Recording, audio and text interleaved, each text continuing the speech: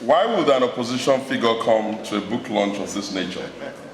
It is simply because we have come to a point in our country where we must do everything humanly possible to lower the temperature of national divide and tribalism.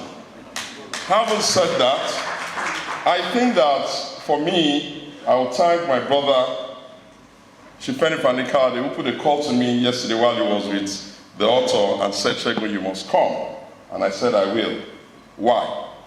I think that for me, every time I read about him or see him, I remember Ibn al-Farabi, one of the ancient philosophers who were quite knowledgeable in Islam and also extremely knowledgeable in science, to whom a lot of the interpretation of the books of the former time of mathematics, geometry and all that was brought to the Europeans. So keep it up.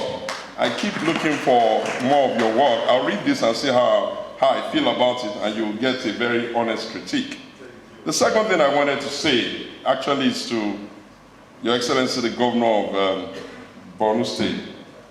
I took time out of my schedule to go see the former president, the immediate past, just last week. And I had only 3 questions for him. Question number 1, if the Igbos are this angry, have we not gotten to a point where we must find a way to collaborate among ourselves and let them lead so that they will know that nobody is stopping them from leading? Question number 2, when the people of the Northwest stands up, the people of the Northeast back them. But when the people of the Northeast stand up, why is it that the people of the Northwest don't back them? Are you not going to lose a part of the North that you previously had because you've already almost lost the North Central now? You don't need to lose the Northeast before you realize that if it is going to be one North, then the Northeast must stand for the Northwest and the Northwest must stand for the Northeast. And the third one, I think I asked him, Your Excellency, I know you well, I'm the son of a soldier, I went to the military school myself, and you've been my father for a long time. I didn't come to you while you were president. Now you are out. Why is it that people are still killing people? What are we going to do to stop that? Those are the kinds of things I wanted to ask him. And one of the most astonishing things he said to me was about Governor Zulum. He spent a good, for somebody who doesn't, you guys know him more than me, he doesn't talk much. He spent a good 4, 5, 6 minutes eulogizing Governor Zulum. At the point I said, okay, I'll go and meet Governor Zulum so that we can go and learn governance from him. What was the main thing he was excited about him? He was excited about how he's able to turn the story of Borno to something that is now beginning to be hopeful, and he signposted it. Since you are here, I thought you should tell him thank you. Now, the other thing I want to say before I leave is Gombe.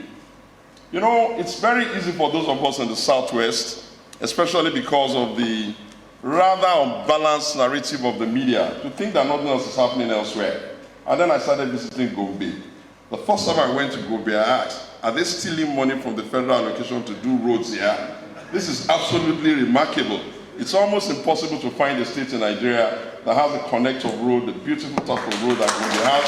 And I wanted, since my friend is from Gombe, I wanted to thank you. Finally, ladies and gentlemen, the concept of politics must be conversation that allows us to have alternative viewpoint without necessarily being hateful of ourselves or angry with ourselves.